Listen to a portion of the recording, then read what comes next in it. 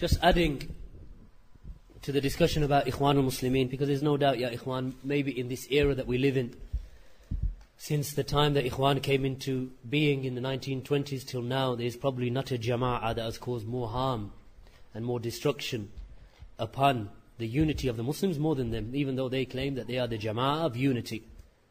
And it reminds us also of the fact that this jama'ah, its splinter groups, ya Ikhwan, if you were to enumerate them, those who broke away from them and splintered from them, and they caused destruction upon the ummah. FIS in Algeria, GIA in Algeria, Hamas in Palestine, Osama bin Laden offshoot.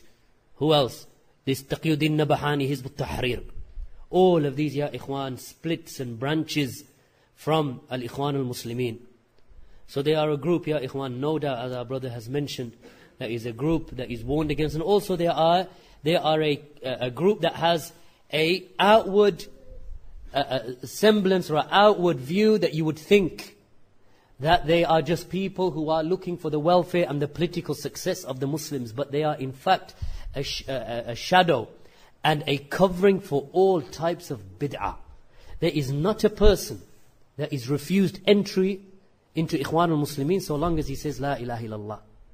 So you'll find amongst Ikhwan, Shia, the ones who curse Aisha and curse the companions of Allah's Messenger sallallahu alaihi wasallam.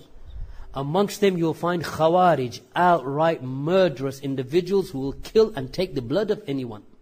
Amongst them you'll find individuals who are socialists and secularists, and those who enter into parliament. Amongst them you'll find grave worshippers. Amongst them you'll find Asha'ira. Amongst them you'll find Jahmiyyah. Amongst them you'll find Mu'tazila. Amongst them you'll find those who deny, things such as the bridge over the hellfire, or the weighing of the deeds Yawm al-Qiyamah.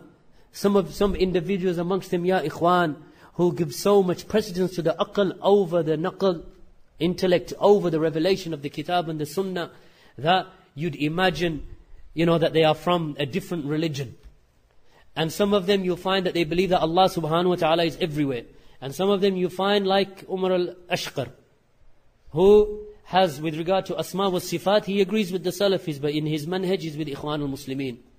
And Shaykh Falah, someone said to him, Ya Shaykh, is it possible to have an aqidah that is Salafiyya and a manhaj that is other than Salafiyya? He said, it is like a person that is travelling from Birmingham to London. So his goal is what? London. He said, the path that takes you to London is your manhaj. And London, or reaching the place that you wish to reach, that is the point that you wish to reach. And that is the only path that will take you there. So this individual, he says that I want to go to London, but he takes a path up to Scotland, which is completely the opposite direction. A person, if he wishes to reach the correct Islamic aqidah, he wishes to reach that which the Sahaba radiyallahu anhum were upon, and ultimately wishes to reach that which will necessitate Jannah for that individual, then he is the one who knows that his aqidah is his manhaj, and his manhaj is his aqidah. That's what he knows, and that's what he realizes. He doesn't distinguish between the two.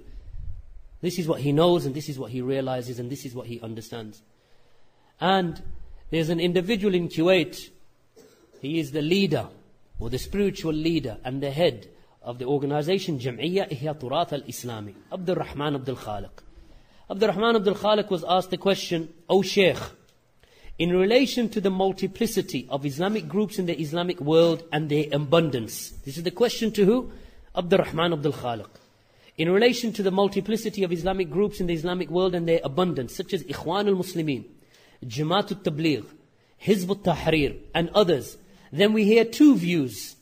One saying is that it is a good thing, because the good points of having many groups outweigh the bad points.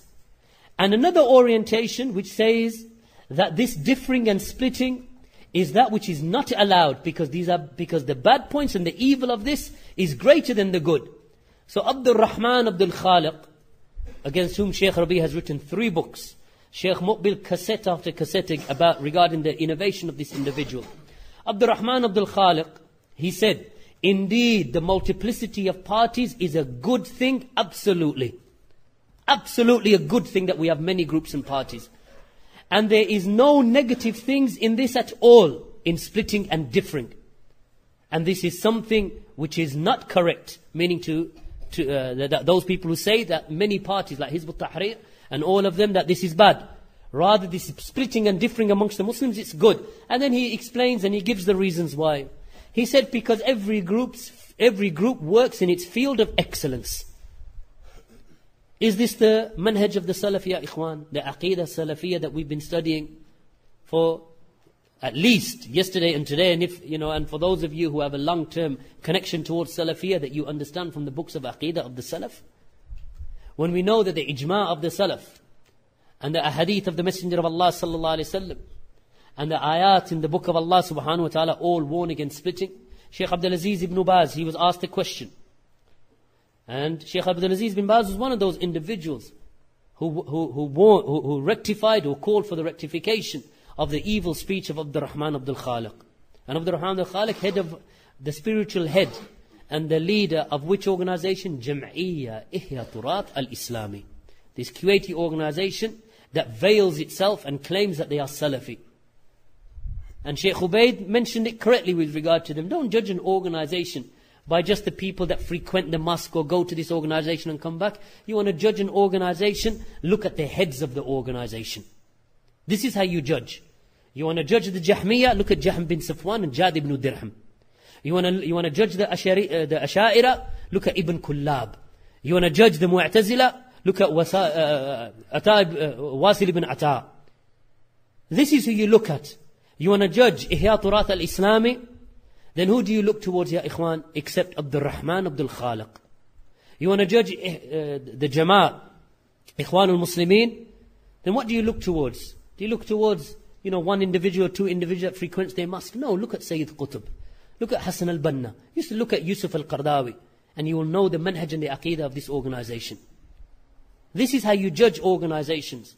And this is how you judge the people. Shaykh Abdul Aziz bin Baz, he was asked the question, may Allah be benevolent to you. The hadith of the Messenger of Allah sallallahu alaihi wasallam concerning the division of the ummah, that my ummah will split up into 73 firaq or 73 sects. So is Jama'at al-Tabligh, alongside what they have by way of acts of shirk and bid'ah, and likewise al-Ikwaanul Muslimeen, outside what they have of Hizbiyah, alongside what they have of Hizbiyah, meaning Ikhwan, and splitting of the ranks, and using force against the Wulatul Umur, meaning the Muslim rulers, and not hearing and obeying the rulers. Do these two sects enter into the 72 deviated sects? Shaykh Abdul Aziz bin Baz, he said they enter into the 72 deviated sects. Whoever opposes the Aqidah of Ahlul Sunnah enters into 72 sects. The intent behind his saying, my ummah, means that they are the ummatul ijaba, meaning that they are from the Muslims, the ummah that responded and entered into Islam, meaning that they have responded to the call and made apparent their following of him, sallallahu alaihi wasallam. And they are the 73 sects. The Muslims, all of them, they form the 73 sects. The saved and secure one is that which follows him, sallallahu alaihi wasallam, and shows istiqamah or steadfastness upon this religion. And as for the 72 sects, then amongst them may be the disbeliever, the sinner and the innovator, and they are of various types. And amongst them, ya Ikhwan, Shaykh Abdul Aziz counted Ikwaanul Muslimeen and Jama'at al-Tabligh. So don't be fooled by those people who come. And the reason why I mention that, because it leads us to this question that has been asked. That when we try to advise other Muslims about not sitting with those who call to bid'ah, such as Yasir Qadi and his Al-Maghrib Institute, which is very popular amongst the youth here, they say that we should stop backbiting them and give them a chance to repent. So how do you advise us and try to bring them to Salafiyah? Please advise on the best. Okay, so we'll stop there and we'll answer the other question later. So as with regard to stop backbiting them, then ya Ikhwan, the Salaf did not cease to differ upon the fact that it is permissible to backbite the Mubtadi'ah. Permissible. And the Messenger of Allah sallallahu alaihi wasallam set the precedent with regard to this. When the Messenger of Allah sallallahu alaihi wasallam backbit Dhul Khuwaysira at-Tamimi, the father of the Khawarij, that when he stood up and he said to the Messenger of Allah sallallahu alaihi wasallam, "I'dil ya Muhammad, be just, O Muhammad." And the Prophet sallallahu alaihi wasallam said, "Who is there amongst you who is more just than me?" And he said, "Ittaqillah ya Muhammad, fear Allah, O Muhammad." He said, "Who is there amongst you who fears Allah more than me?" So this is what he did, this Dhul Khuwaisira. And then he stood up and he walked away. So one of the companions, he said, Ya Rasulullah, let me go and take off his head. Let me go and smite his neck and take off his head with my sword. The Prophet ﷺ said, no, leave him. For indeed, he prays. So he said, the companion, he said to the Messenger of Allah, maybe he says upon the tongue that which is not in his heart. The Messenger of Allah ﷺ said that indeed the people will say that Muhammad is killing his companions. That Muhammad, in a narration he said, that the people will say that Muhammad is killing his companions. Why? Because Dhul Khuwaisira was in the company of the companions. That's what the people will say. Many of the scholars have differed with regard to Dhul Khuwaisira. But the most authentic saying with regard to him is that he was a munafiq. But nevertheless, what was apparent from him is that he displayed Islam. But when he turned away, look what the Messenger of Allah ﷺ said regarding him. He said that from his progeny will come a group of people. They will recite the Qur'an and it will not go beyond their collarbone. It will not go beyond their throats. And they will come in and out of the religion like an arrow leaves, or an arrow goes through its target. And the Messenger of Allah sallallahu alaihi wasallam mentioned with regard to him also, and with regard to him and his progeny, that they are the worst of those who are killed under the sky. And the one who is killed by them, then he is the best of those who is killed under the sky. And the Messenger of Allah sallallahu alaihi wasallam said regarding them that they are the kilabun nar, or the kilabu jahannam, as Abu Umama al-Bahili radiyallahu anhu narrated from the Messenger of Allah sallallahu alaihi wasallam. So this precedent is sent from the Messenger of Allah sallallahu alaihi wasallam. And look at the Messenger of Allah sallallahu alaihi wasallam with regard to Ibn Sayyad. When the Messenger of Allah, the hadith in Bukhari, in Sahih Muslim, where the Messenger of Allah sallallahu alaihi wasallam sat and he spied upon Ibn Sayyad. He stood behind and he watched him up until the mother of Ibn Sayyad came out and she said, what are you doing? When he was spying upon Ibn Sayyad, because he suspected from Ibn Sayyad, and he informed his companions that he suspected him to be the Dajjal. That he suspected him to be the Dajjal.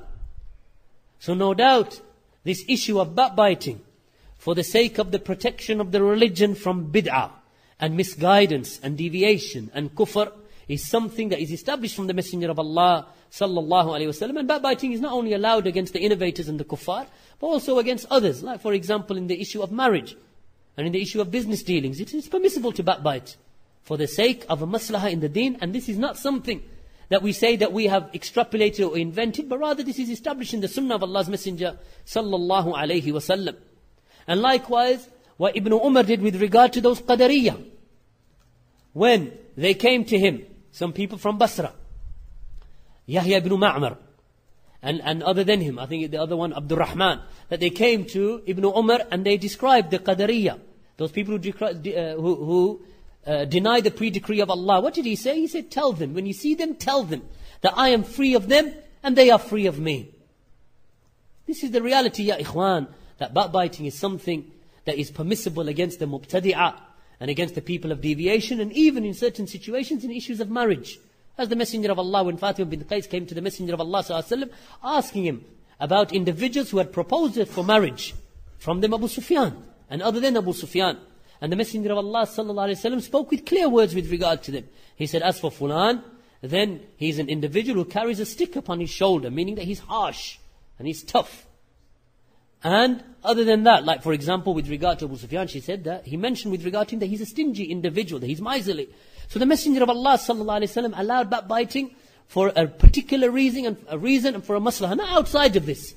Not outside of this. And Imam al-Nawawi, he mentions the 6 occasions when backbiting is permissible. Likewise, you have the statement of Abdul Ghani al-Maqdisi rahimahullah ta'ala. He mentions that it is permissible to backbite the mubtadi'ah. And likewise the books of Jarh wa Ta'adil, Tahdhib Tahdhib of Ibn Hajar, Taqrib of Ibn Hajar, Mizanul I'tidal of al-Dhahabi. These books of Jarh wa Ta'adil filled with the narrators and the names of the narrators, mentioning their good and mentioning their bad. Why we take from them and why Fulan cannot be taken. Fulan kadhab, they would say. Fulan more astray than his donkey, than a domestic donkey. Fulan, he was murji. Fulan, he was Shi'i. Fulan, he used to be murji and then he made tarajo. Books of Jarh wa Ta'adil, ya ikhwan, filled with these types of narrations.